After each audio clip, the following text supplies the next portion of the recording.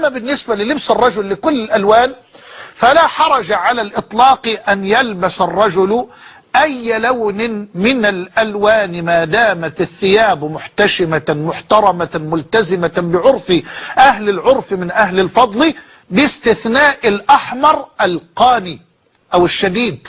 لكن ثبت أنه صلى الله عليه وآله وسلم لبس الأحمر المخطط بالسواد، ثبت عنه صلى الله عليه وسلم ذلك.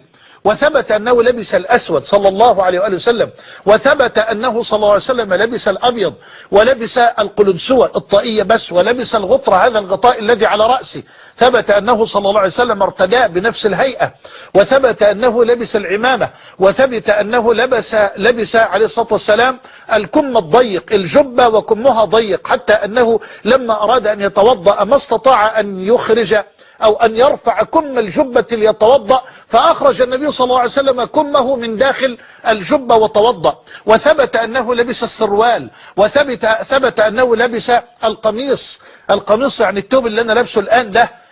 كل هذا ثابت عن الصادق المصدوق صلى الله عليه وسلم، كما وضح ذلك أئمتنا وسادتنا في الشمائل، ووضح ذلك شيخ ابن القيم رحمه الله تعالى في كتابه القيم زاد المعاد في هدي خير العباد صلى الله عليه وآله وسلم.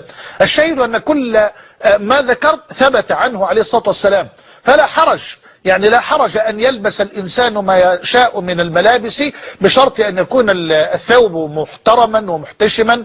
وما نراه الآن يعني من بعض الأزياء لا تليق أبدا، لا تليق. أما اللون فلا حرج أن يلبس أي لون باستثناء الأحمر القاني أو الداكن أو الشديد الحمرة، فهذا يعني فيه نهي، والنهي برحمة الله وفضله للكراهة وليس للتحريم، كما قرر ذلك المحققون من أهل العلم. أما بالنسبة للبس المرأة فلبس المرأة له شروط.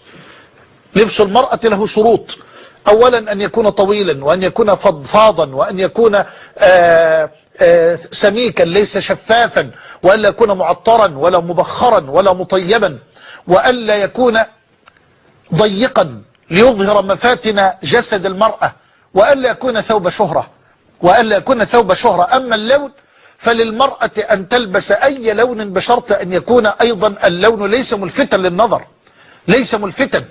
لكن أفضل ألوان زي المرأة السواد كما فعل الصحابيات رضوان الله عليهن. لكن لا حرج أن تلبس الأزرق أو أن تلبس البني أو أن تلبس البيج مثلا، لكن لا تلبس الألوان التي تلفت الأنظار، حتى ولو كانت تلبس جلبابا. لكن لا حرج عليه إلا لبست غير الأسود أو غير السواد.